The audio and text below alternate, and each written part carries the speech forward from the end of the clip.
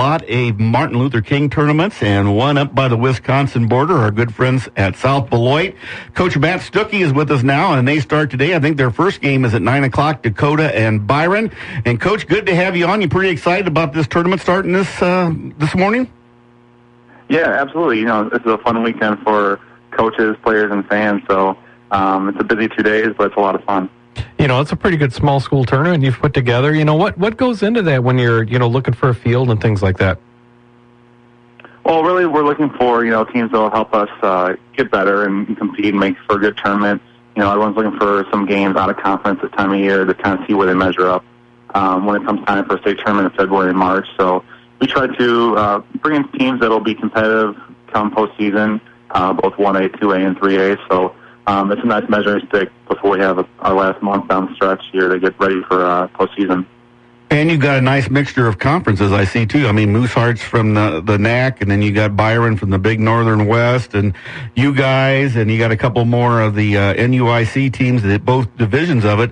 So it's a pretty good mixture, and that's basically what you just told us. You like to see a different view each week or each game. Yeah, and not only just from a competition standpoint, but, all kinds of different styles, too. We're going to see zone, man, pressure, pack line, 4 games in just 2 days. It's a lot, and it really tests your guys' mental capacity as well, being able to kind of think as they play and be able to adjust from game to game. So it's a really good test for everyone this weekend. When you look at the games that you're scheduled to play, what are you looking at with those teams, and what are you hoping to learn from your team when you play those teams? Well, we actually lost our leader on Wednesday. He broke a bone in his hand, so he's probably out for the year, Troy Walmer. He's our leading scorer and our leader on and off the court. Maybe one of our best defensive players, too. So really what we're looking for this weekend is see how we play without him. We finally started getting a nice groove. We won 6 in a row, and we started to understand how to play with each other and understand our roles on the team, and now that all changes. So we'll see what we have this weekend, and we got a big game right away against East Dubuque this morning. I think they're 14-3, and they're 4-1 in conference, and they're receiving votes for 1A. So they're a really good team. So we'll see right away kind of where we're at, and hopefully we'll be able to compete and kind of adjust from there. Obviously you don't want to lose a player like that, but it gives other kids an opportunity to step up. Who are maybe some of the kids you're looking at to maybe step up into some of that leadership role? Well, we talked a lot to Dylan Hagstrom. He's a junior. He didn't play at all last year. And he's played post for us this year. But without playing last year, it's an adjustment for him, kind of trying to learn everything. So he's been playing a lot of guard this week as well in practice. So we have some flexibility to try to move him between post and guard based on matchups. Matt Mears, another guy who he's played pretty well this year. He's had a lot of big fourth quarters. The last few games he scored 8 points, 11 points, 10 points on the fourth quarter. Sometimes the only points he scores are late in the game. So we're looking for him to be more of a four-quarter player instead of just the fourth quarter. But he's a guy that athletically he's capable. Biggest thing with him is just adjustments and trying not to go too fast or too much. You won that Eastland tournament. That had to be a pretty good motivator. I think that's when you started your mini streak there, wasn't it? Yeah, it was. We went there 0-8, and even our first win was kind of sloppy. It was the morning after Christmas. The bus left at 7:45 in the morning. So it was a long trip out there, and guys were tired, and so the first one was a little sloppy, but we were playing hard. It didn't look good.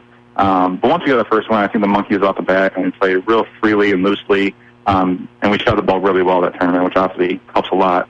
So once we started that, we got a lot of confidence, and it's kind of sped over in the conference season as well.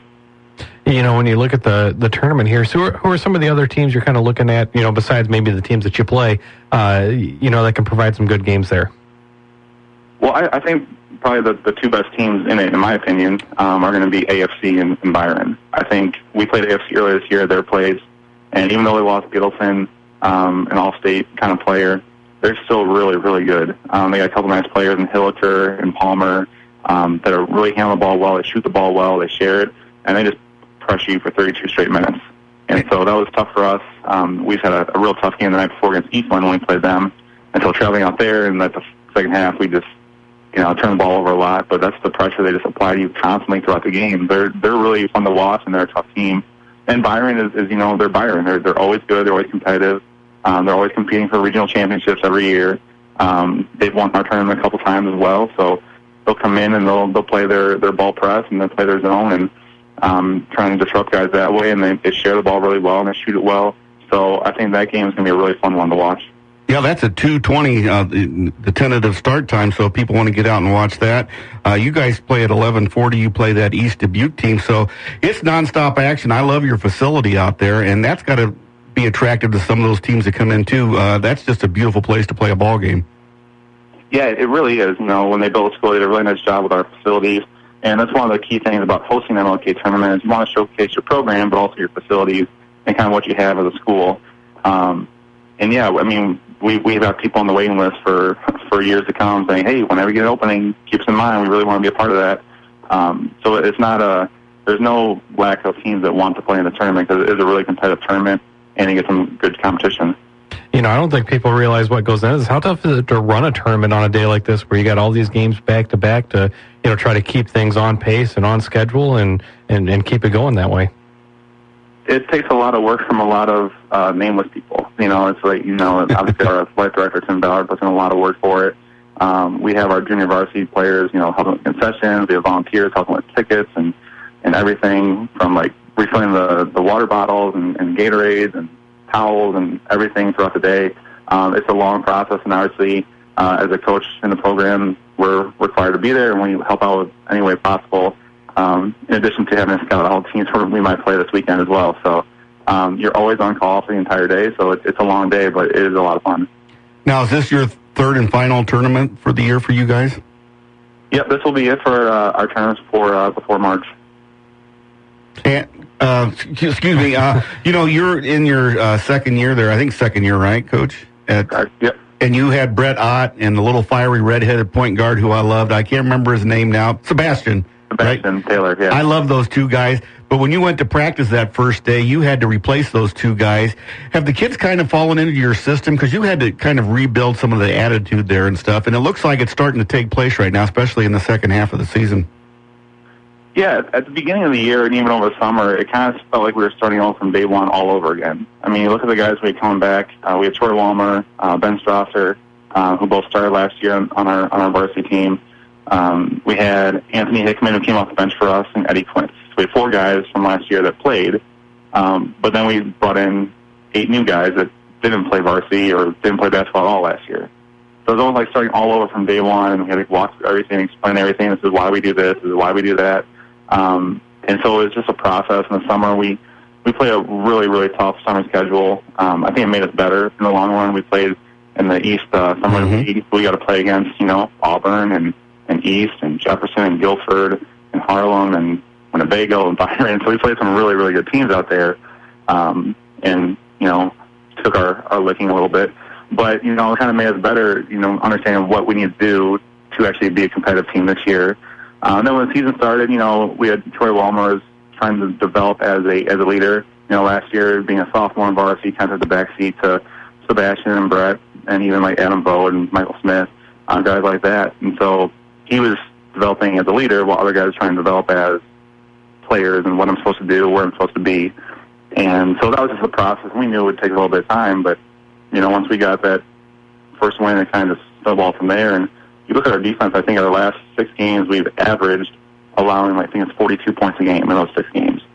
And that was with a 62-point game in there we allowed to Galena. So we've been really good defensively. I think guys have really bought in.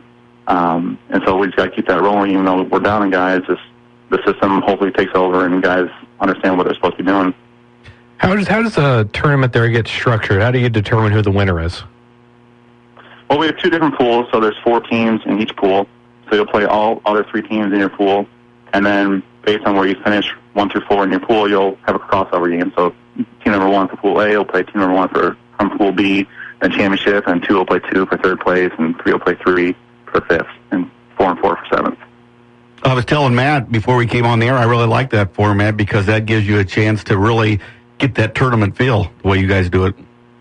Yeah, I mean, you get a relatively true champion. You don't get to play everybody, but you get a true champion based on pool play instead of having a couple of undefeated teams and going to tiebreakers with free throw percentage or point differential or whatever your tiebreaker system is. And the nice part about a Martin Luther King tournament is you buy 1 ticket, you're in the whole day. Yeah, I mean, for us, it's $6. Just $6 for a day, or you can buy a 2-day pass for $10, and that gets you every game for today and Monday. So, I mean, it's a great deal. It's less than $1 a game, and come on out, and it's a lot of fun. Hey, Coach, thanks so much for taking time today. We appreciate it. We know that South Beloit's in good hands, and looks like I'm probably going to come out for a couple games, so I'm looking forward to that. Oh, great. Yeah, we'll see you then. We've been talking to Matt Stucky, the head boys basketball coach at South Beloit, doing a nice program out there. You know, of course, he came from Hananiga, and they have a holiday tournament over there, too. Yeah, so he's got some, he's familiar with running it there, those kind of things, and putting it together. And he used to work with the Ice Hogs back in the day, so he understands that, putting stuff together. He does a nice job out there. We're going to take a time out. We'll wrap up the Stateline Sports Hour in just a moment, right here on News Talk 1440 WROK. You already have your clock radio set to